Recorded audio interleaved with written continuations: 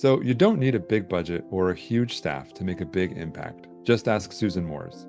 She's the executive director of the Rocky Hill Housing Authority and one of the housing leaders who's turning to CHFA's new resident services funding into real, on-the-ground programs that matter. Susan, thanks for joining us. Thank you so much. Thanks for having me today. Of course. So when you saw the announcement of the HARP program, what made you say, we got to go for this? Every grant or every funding opportunity that we get at the Rocky Hill Housing Authority is usually for renovations or maintenance, repairs, and things like that. So to get a funding opportunity for the residents for socialization was just amazing. As I would imagine, as you know, every housing authority is different. What strengths or challenges shape the way that you approach providing resident services in Rocky Hill? We have 70 units and we're a small PHA. So the only funding we get externally is through grants and these funding opportunities.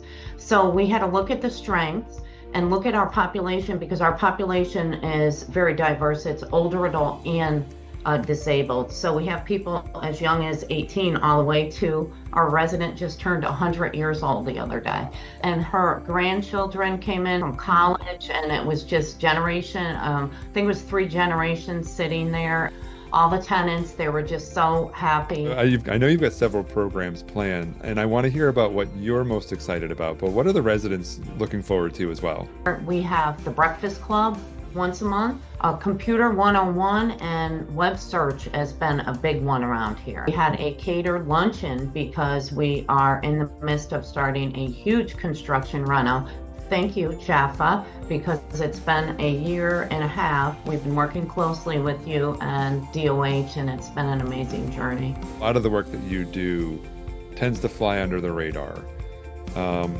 What do you want people outside of our work to better understand the impact that you're having and the work that you do to support the residents of your community? Our residents are so fragile at this point. They're struggling with loss of independence. So not only do we provide housing, but we call each other a bit of a family as well. Learn how CHFA's HARP funding can support your community. Visit chfa.org/HARP. That's chfa.org/HARP.